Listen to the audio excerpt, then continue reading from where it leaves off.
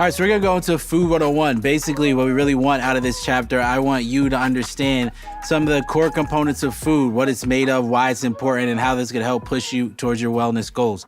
So when we talk about food, what I want you to understand is we're talking about whole foods. So we're talking about not the store, none of that, but what the components of food actually are. So this is food. You got celery, you got zucchini, we got some kale.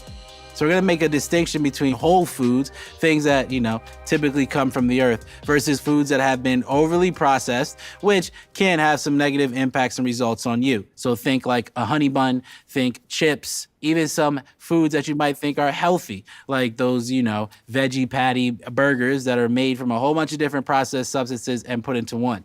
A lot of times we really don't break down the actions and components of food and what they might do.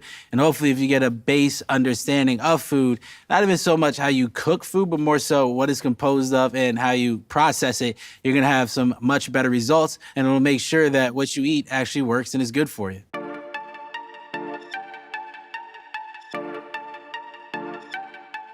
One of the things that I can't stand is this concept of clean eating. What I also want you to understand is I want you to live your life. I hate to tell you this unfortunate fact, but guess what? You're gonna die. I'm gonna die too. It doesn't matter how hard we try to protect against it. So we talk about clean eating, we often look at that from a sense of restriction. Oh, I can't eat this. Oh, you just eat clean. Enjoy your life. If you wanna have a slice of pizza, have a slice of pizza. Does that mean you're eating dirty? No, that means you're just eating some different type of food or whatever you wanna call it, some processed food once in a while, which is fine. Go to your favorite restaurant, go to your favorite pizza shop. You shouldn't feel bad about it, because guess what? Your body can handle that junk food, quote unquote, when you're typically eating well, you're eating nutrient dense foods, and you're not judging yourself when you eat, because actually that negatively impacts your digestion, and we don't want that. What I really want you to understand when it comes to quote unquote clean eating, what we really want to do, we just want to be better. So we want to focus on these whole foods, what were previously mentioned, which are essentially things that you could get off the shelf and kind of cook yourself. Whether that be rice, whether that be even sometimes pasta, whether that be potatoes, sweet potatoes, yams, whether it be eating fruit, whether it be eating vegetables. Let's shift the way we think about food. Let's shift the way we think about ourselves. Let's shift the way about the things we put in our body, and understand sometimes pleasure is a purpose. But more often than not, the purpose of you eating should be nutrient density and to fuel your body accordingly, especially if you're also undergoing a fitness program.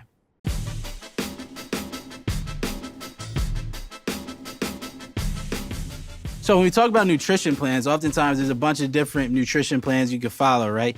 You have Atkins, you have Mediterranean, you have, plant-based, you have vegetarian, you have vegan, you have Whole30, all these different types. My diet, I know that it works for me because, I typically feel good. My energy levels are decent for all the stuff that I have to do. So create that quick checklist. We want to make sure that, one, that you feel good. That's how you know your diet plan is actually working. You don't have too many energy crashes. You're not hungry all the time. Additionally, how is it impacting your digestion? Your stomach should feel good.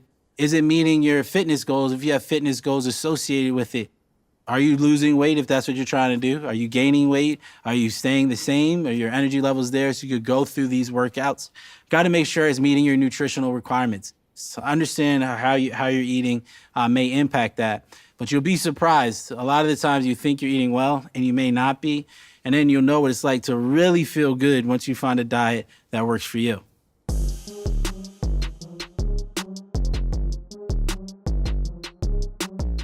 When we talk about eating with intent, what I want you to realize is when we eat, it has a purpose.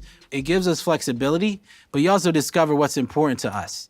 At the end of the day, some people want to eat for the environment. Some people want to eat for social justice. That's cool. What you eat does have an impact. So there's certain ways that, maybe you eat less meat because you want to, have a better impact on the environment. Maybe you're making sure that the fruit and vegetables that you buy are sourced locally or they're sourced properly so the farm workers are being adequately paid, if that value is important to you. So you're not just eating for your health, you're also eating for the health of communities and the people that might be looking after your food, including the animals and the farm workers. Meat generally doesn't agree with my digestion, so I'm mostly vegetarian. That doesn't mean it's necessarily the best for you or to abstain from eating meat completely, so that's actually why I started the plant-based gang.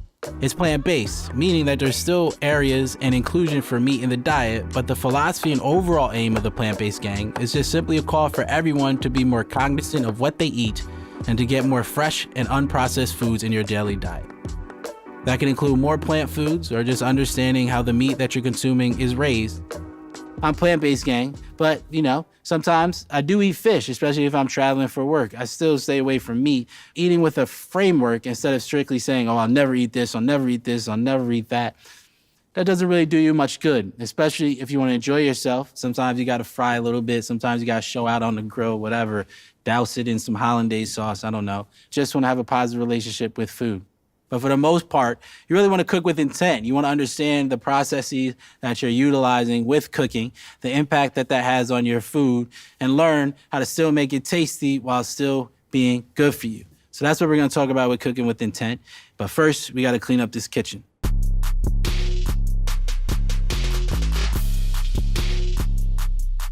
When we clean up the kitchen, basically what that means is I'm a fan of setting up the environment for best results. Again, I am lazy. I know many of you are too. I'm in a situation where I don't want to have to worry about it. I know I'm weak. If the cookies are around, I'll eat a cookie. So let's clean up the kitchen. Let's know that if this is our house, like castle doctrine, my house, my castle, my kitchen, my castle. You don't want any weak links in your kitchen. None of that. So we're going to take those out and I'm going to tell you how to perform basically a super simple kitchen audit. So we're performing this audit. I like to think of it like this, right? You got the devil's corner. The devil's corner should be small. The devil's corner should be those things. If you're really doing what you should be doing, then you could give yourself a little bit of a treat, right? And those are the things that it's fine. If you got a sweet tooth, whatever, if you got a savory tooth, have that there, but don't have it dominate the kitchen. The rest, just keep it completely whole foods. So the kitchen audit, easiest thing is really look at your ingredients list. Anything with a long ingredients list, get it out of there.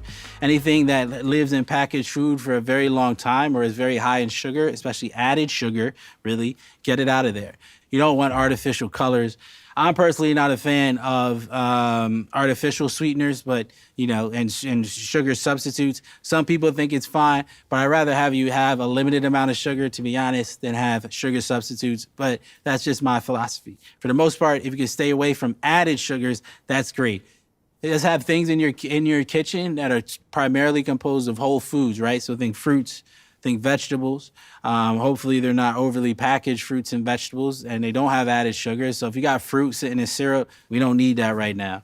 Then what you really want to think about in addition to that is just have water. Get a water filter, get whatever. Just keep waters, maybe sparkling water, whatever varieties for a little bit. Just have that in there. But if there is something that you like with a little flavor, I like to muddle a little bit of fruit in my sparkling water, give it a little kick. You may maybe put some basil, some mint, some raspberries in there. I'm telling you, it's off the gym. It's dope. But if you want to have a little bit of flavor in there, by all means, maybe go grab some kombucha. Maybe have one or two sodas as a treat, but it shouldn't be the main thing in your kitchen. You want to have your good protein, so think of having some lean fish in there, having high quality meat if that's what you like to eat. When you talk about fish, look at the SMASH acronym, right? So you basically want sardines. You want sardines, mackerel, anchovies, salmon, and herring. Super small fish that are typically lower on the food chain, but they're still high quality, so you get your omega-3s and you're not rich in toxins, especially mercury. For the oil, just keep some olive oil around instead of, highly processed seed oils. So we're trying to stay away these days from, soybean oil, canola oil, that type of stuff. But go through the closet, go through the fridge, go through the cupboard, go through the pantry, and you're going to keep it simple. It'll really help you improve your diet. It'll probably also help you save some money, and then it'll make the enjoyment of eating out more spectacular.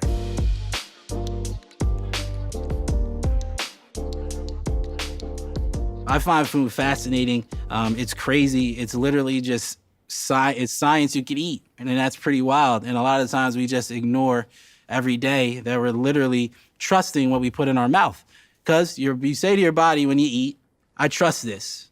And then there's two things that you could do. Your body could either respond well to it or it can respond not so well. Once you really start to eat food that you both respond to well and is nutrient dense, and you're putting in your proper workouts, that's how you rebuild, that's how you regrow, and more importantly, you feel good.